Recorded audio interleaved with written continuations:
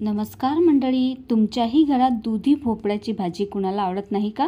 तर आमच्याही घरात तसंच आहे. दुधी भोपळा म्हटलं म्हणजे मुलांची नाकं मुरडतात. तसं तर दुधी भोपळा शरीरासाठी खूपच पौष्टिक आहे, म्हणून खाल्लाच पाहिजे.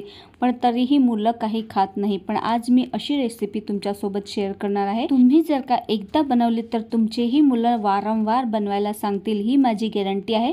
म्हणून एकदा नक्कीच बनवून बघा. तर पहा, मी अर्धा किलो दुधी घेतलेले आहे. दुधीला आधी सोलून घ्यायचं आहे, नंतर त्याला स्वच्छ पाण्याने धुवून घ्यायचं आहे, कारण आपण त्याला नंतर धुणार नाही. म्हणून किसण्याआधीच दुधीला धुवून घ्यायचं आहे, कारण की किसल्यानंतर जर धुतली नाही तर लगेचच दुधी काळी पडायला लागते. म्हणून आधी धुवून घ्यायचं आहे आणि धुतल्यानंतर दुधीला किसून घ्यायचं आहे. लगेचच सगळी दुधी आपल्याला किसून घ्यायची आहे. तर पहा, अशा प्रकारे मी सगळी दुधी किसून घेतलेली आहे. आता पहा, किसल्यानंतर लगेचच यामध्ये आपल्याला 1 चमचा मीठ घालायचं आहे. मीठ घातल्याने काय होते, दुधी आपली काळी पडणार नाही आणि जेवढंही पाणी सुटायचं असेल तेवढं सगळं पाणी दुधीला सुटून जाईल. म्हणून किसल्यानंतर लगेचच यामध्ये 1 चमचा मीठ घालायचं आणि मीठ संपूर्णपणे किसलेल्या दुधी भोपळ्यामध्ये आपल्याला मिक्स करून घ्यायचं आहे. पहा, अशा प्रकारे. आणि आता मीठ घातल्यानंतर आपल्याला ह्या दुधी भोपळ्याला 5 ते 10 मिनिटापर्यंत असं झाकून ठेवायचं आहे, म्हणजे जेवढंही पाणी सुटायचं असेल तेवढं सुटेल. आता तेवढ्या वेळात आपण कणिक मळून घेऊया. आपण इथे मस्त दुधी भोपळ्याचे पराठे बनवत आहोत. तर पहा, त्यासाठी मी इथे 4 प्लेट जी तुम्हाला दिसत आहे तेवढी प्लेट भरून गव्हाचं पीठ घेतलेलं आहे. मी थोडंसं एक्स्ट्रा पीठ घेतलेलं आहे आणि 1 वाटी बेसन घेतलेलं आहे. आता हे दोघीही आपल्याला मस्त मिक्स करून घ्यायचं आहे. तर मी पराठे थोडेसे एक्स्ट्रा बनवणार आहे, सुकेसुद्धा, म्हणून मी 4 प्लेट घेतलेलं आहे. आणि पहा, इथे मी मेथीची भाजी घेतलेली आहे. तर ही ताजीच मेथीची भाजी आहे. याला मी बारीक कापून मस्त स्वच्छ पाण्याने धुवून घेतलेली आहे. तर अख्खी 1 प्लेट भरून मी मेथीची भाजी घेतलेली आहे, ते सुद्धा यामध्ये मिक्स करायची आहे.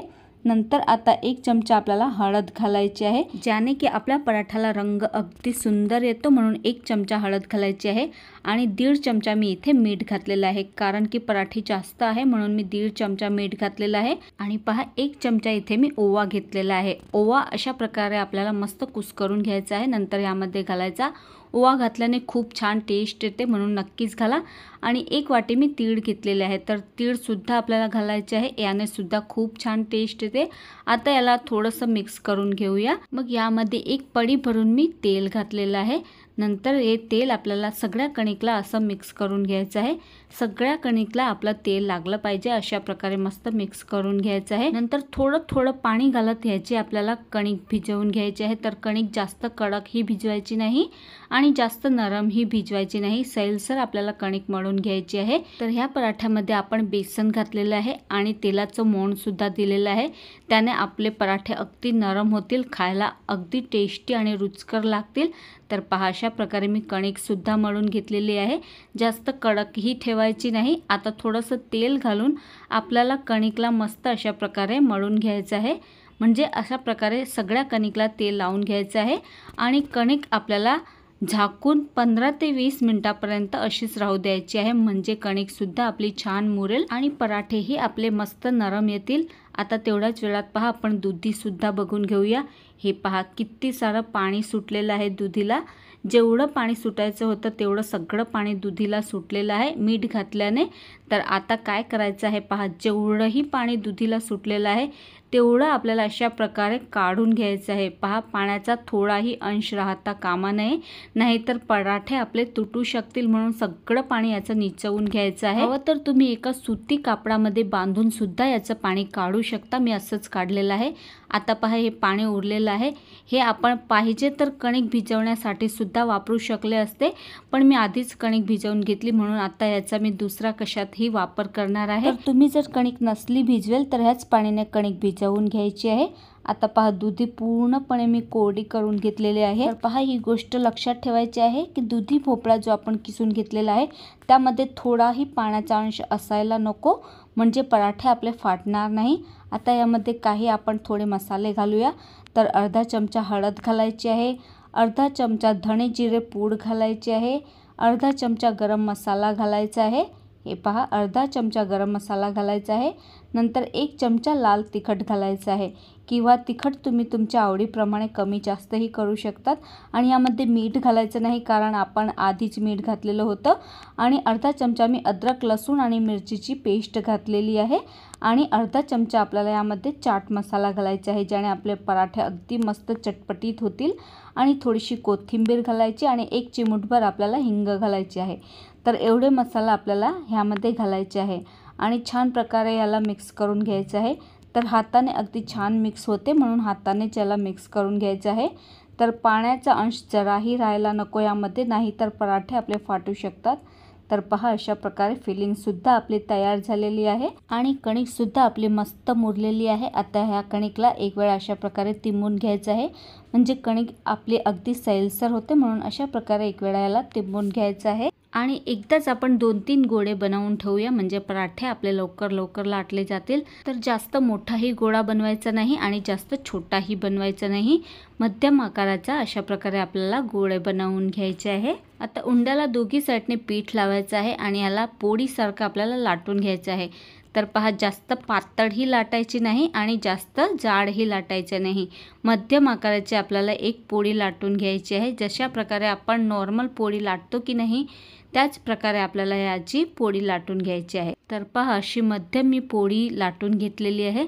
आता अगदी मध्यभागी आपल्याला सुरीने अशा प्रकारे एक कट मारायचा आहे, जसं तुम्ही बघत आहात बिलकुल तसाच, फक्त एकच कट आपल्याला मारायचा आहे। आणि त्यानंतर आपल्याला एक कडेने यामध्ये फिलिंग भरायची आहे। तर फिलिंग जेवढी जास्त भरली पराठे तेवढेच आपले टेस्टी लागतील। तर एकच साईडवर जो त्रिकोण आकार असतो त्याच साईडवरती आपल्याला फिलिंग भरायची आहे। जसे की तुम्ही बघू शकता त्याच प्रकारे आपल्याला एका कोपऱ्यावरती फिलिंग भरायची आहे, नंतर याला फोल्ड करून घ्यायचं आहे।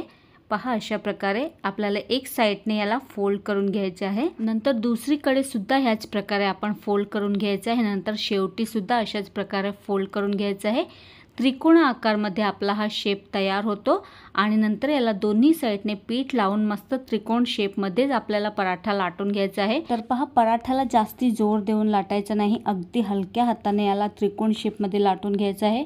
तर पहा, कधी कधी आपला पहिला पराठा बिघडतो, पण त्यानंतर जेवढेही पराठे आपण बनवतो ते अगदी शेपमध्ये बनत जातात। आणि तरीही तुम्हाला त्रिकोणाकार नसेल बनवायचे तर जशी आपण पुरणपोळी बनवतो त्याच प्रकारे गोल पुरण भरून आपण हे पराठे बनवू शकतो। पण त्रिकोण आकारमध्ये बनवले तर दिसायलाही छान दिसतात आणि मुलंही खाऊन घेतात मस्त आवडीने। आता अशा प्रकारे याला भाजून घ्यायचं आहे। तर माझाही हा पहिलाच पराठा होता, म्हणून थोडासा फुटलेला आहे, पण यानंतरचे बाकीचे सगळे पराठे अगदी मस्त झाले होते। नंतर दोघीकडे तुम्ही तूप लावू शकता किंवा तेल लावू शकता आणि दोघी बाजूने मस्त उलट पुलट करून याला शेकून घ्यायचं आहे। आणि गॅसची फ्लेम आपल्याला मध्यमच ठेवायची आहे, जास्त फास्ट करायची नाही। आणि पहा, किती मस्त आपला पराठा बनवून तयार आहे। तर एक मी गोलसुद्धा बनवला होता, पुरणपोळी जशी भरतात त्याप्रमाणे, आणि पाहू शकता तुम्ही किती मस्त आपली फिलिंगसुद्धा भरलेली आहे। तर ह्यानंतर जेवढेही पराठे मी बनवले होते एकही पराठा फुटला नाही, अगदी व्यवस्थित त्रिकोणा आकारमध्ये मस्त पराठे झाले होते। आणि मुलांना तर एवढे आवडले की ते मला पुन्हा पुन्हा दुधी भोपळा घेऊन येण्यासाठी रिक्वेस्ट करत होते। तर आता तर मी नेहमीच याप्रमाणे पराठे बनवणार आहे आणि तुम्हीसुद्धा एक वेळा नक्कीच बनवून बघा। पहा, सगळे पराठे एकदम मस्त झालेले आहेत आणि अंदरची फिलिंगसुद्धा मी तुम्हाला दाखवते। एकदम परफेक्ट शेपमध्ये सगळे पराठे बनले होते, म्हणून तुम्हीसुद्धा एक वेळा अशा प्रकारे पराठे नक्कीच बनवून पहा। तुमचेही मुलं अगदी आवडीने हे पराठे खातील, हे माझी गॅरंटी आहे। माझ्या घरात तर सगळ्यांना खूपच जास्त आवडले आहे आणि अगदी मऊ आणि लुसलुशीत आपले हे पराठे बनवून तयार झालेले आहेत। आणि जेवढी जास्त फिलिंग आपण भरली तेवढे पराठे जास्त टेस्टी लागतील, म्हणून फिलिंग थोडीशी जास्तच भरायची आहे। तर पहा, अगदी मस्त फिलिंग भरलेली आहे आणि आपले हे मस्त दुधी भोपळ्याचे पराठे बनवून तयार झालेले आहेत, मस्त शेजवान चटणीसोबत। आणि कालचा बनवलेला मुरब्बा तर आहेच। तर मग मंडळी, बनवताय ना तुम्ही पण? तर तुम्हाला आजची ही रेसिपी कशी वाटली मला कमेंट करून नक्कीच सांगा। आणि व्हिडिओ आवडला असेल तर व्हिडिओला लाईक करा, शेअर करा आणि चॅनलला सुद्धा सबस्क्राईब करायला विसरू नका। आणि शेजारचं बेल आयकॉन सुद्धा प्रेस करा, जेणेकरून मी जेव्हाही रेसिपी अपलोड करेल त्याचं नोटिफिकेशन तुम्हाला सगळ्यात आधी मिळेल। तर भेटूया पुन्हा अशाच एका नवीन रेसिपीसोबत, तोपर्यंत बाय।